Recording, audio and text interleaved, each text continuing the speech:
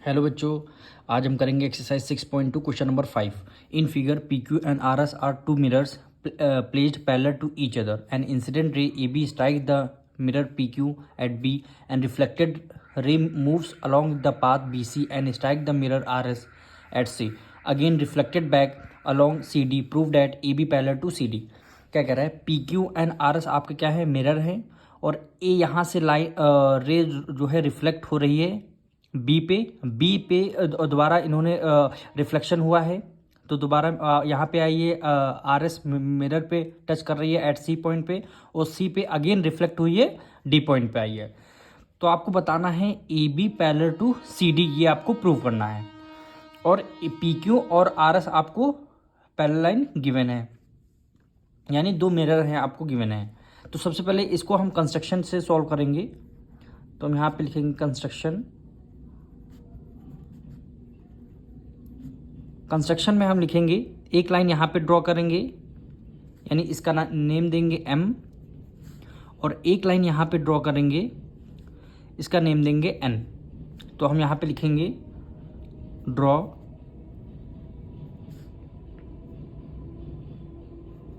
B M perpendicular, यानी B M perpendicular है किस पे? पी क्यू के पे। पी क्यू ये फर्स्ट हुआ। सेकंड पे क्या लिखना है? यानी एनसी है परपेंडिकुलर किस पे है? आरएस पे। आरएस पे परपेंडिकुलर है।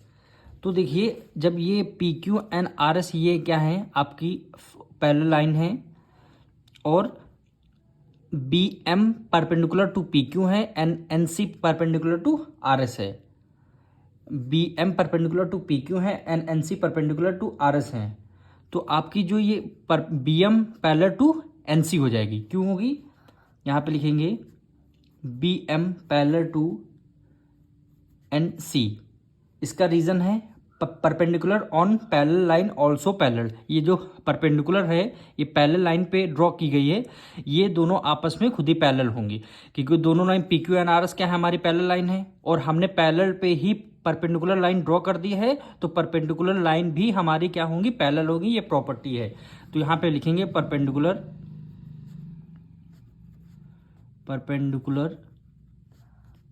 ऑन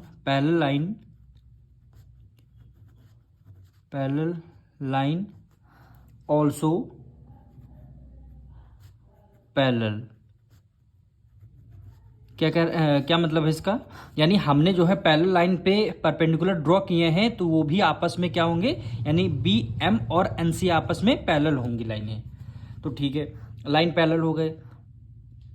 अब यहाँ पे देखिए, इसको मानते हैं एंगल 1, और ये वाला एंगल हुआ आपका 2 एंगल। इसी तरह इसको एंगल 3 मानेंगे, और ये एंगल आपका 4 हो जाएगा। तो आपका एंगल 1 इक्वल टू एंगल 2 हो जाएगा, इक्वल होगा। अभी आपको हम रीज़न बता रहे हैं। अभी पहले लिखिए एंगल 1 इक्वल टू एंगल 2 हमने लिख लिया। अब इसी तरह एंगल 3 इक्वल टू एंगल 4 लिख लीजिए। Angle 3 equal to angle 4। Reason में क्या लिखेंगे? Law of reflection. ये साइंस का कॉन्सेप्ट है। अगर मिरर पे कोई रे टच कर रही है और अगेन वो रिफ्लेक्ट करेगी, तो जो बीच के एंगल होंगे वो आपस में इक्वल होंगे। ये साइंस का कॉन्सेप्ट है। इसको लिखेंगे लॉ ऑफ रिफ्लेक्शन, यानी लॉ ऑफ रिफ्लेक्शन। या ये इक्वेशन इसको फर्स्ट मानेंगे, और ये 3 angle to 4, 3 equal to angle to 4, ये सेकंड इक्वेशन हमारी हो जाएगी।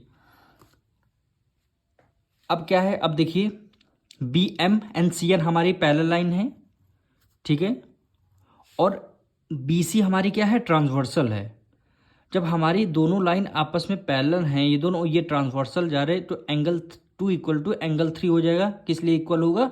क्योंकि ये अल्टरनेट इंटीरियर एंगल है। तो यहाँ पे लिखेंगे angle 2 equal to angle 4, angle 3 है, सॉरी। यहाँ पे रीजन क्या देंगे? Alternate interior angle.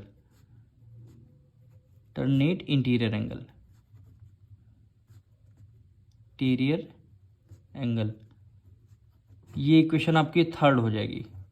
और दोनों को हम मिक्स करेंगे। यहाँ पे लिखेंगे from equation first, second and third से हमारा क्या कंक्लूजन निकलता है, एंगल 1 इक्वल टू एंगल 3 है, तो हमने यहाँ लिख दिया एंगल 1 इक्वल टू एंगल 3। ठीक, अब एंगल 1 इक्वल टू एंगल 2 है। ठीक, अब एंगल 2 हमारा किसके इक्वल है, एंगल 3, तो हम यहाँ पे इक्वल टू का साइन लगा के एंगल 3 लिख सकते हैं। अब एंगल 3 किसके इक्वल है, एंगल 4 के, तो एंगल 4 यानी चारों एंगल आपस में एक दूसरे के इक्वल होंगे, चारों एंगल आपस में एक दूसरे के इक्वल होंगे। तो हम देखिए एंगल 1 एंगल 2 के एक साथ लिखेंगे, एंगल 3 एंगल 4 को एक साथ लिखेंगे, यानी एंगल 1 प्लस एंगल 2 इसको इक्वल बना देंगे, एंगल 3 प्लस एंगल 4 कर देंगे। क्यों, क्योंकि आपस में जब तीनों आपस में एक दूसरे के पैरेलल है तो एंगल 1 प्लस एंगल 2 इक्वल होगा एंगल 3 प्लस एंगल 4, इसी इक्वेशन से हमने बनाया है। तो हमारा देखिए एंगल 1 प्लस एंगल 2 क्या कह रहा है, एंगल 1 और एंगल 2 का अगर हम ऐड करेंगे तो हमारा ये कंप्लीट एंगल बनेगा। तो यानी एंगल ए बी सी हमारे ये वाला एंगल बनना है। एंगल 1 एंगल 2 के ऐड करेंगे, ए बी सी इक्वल होगा एंगल 3 प्लस एंगल 4, एंगल 3 को एंगल 4 को अगर हमने ऐड करेंगे तो एंगल हमारा आएगा बी सी डी, जहाँ पे लिखेंगे बी सी डी हो गया। अब देखिए दो ये वाला एंगल आपस में पैरेलल हैं, ये आपस में इक्वल हैं, और ये दोनों लाइंस हैं और ये ट्रांसवर्सल जा रही है। तो दोनों जब अल्टरनेट एंगल आपस में इक्वल कब होते हैं, जब दोनों लाइन पैरेलल होती। अल्टरनेट एंगल दोनों आपस में इक्वल होंगे तो देयरफॉर यहाँ पे लिख लेंगे ए बी पैरेलल हो जाएगी किसके, सी डी के। यही हमारा कॉन्सेप्ट होगा। यानी देखिए अल्टरनेट एंगल आपस में, ये वाला एंगल और ये एंगल आपस में इक्वल हो गया, और ये लाइन अगर सपोज करिए ये दोनों लाइन अभी पैरेलल होती तो दोनों के एंगल इक्वल हो जाते, लेकिन हमने एंगल पहले इक्वल करके दिखा दिए और हमको क्या बताना था, पैरेलल लाइन। यानी एंगल अगर इक्वल हो जाएंगे तो पैरेलल लाइन ऑटोमेटिकली आपस में पैरेलल हो जाएंगी। यही हमारा कॉन्सेप्ट है। अब मिलते हैं नेक्स्ट वीडियो में।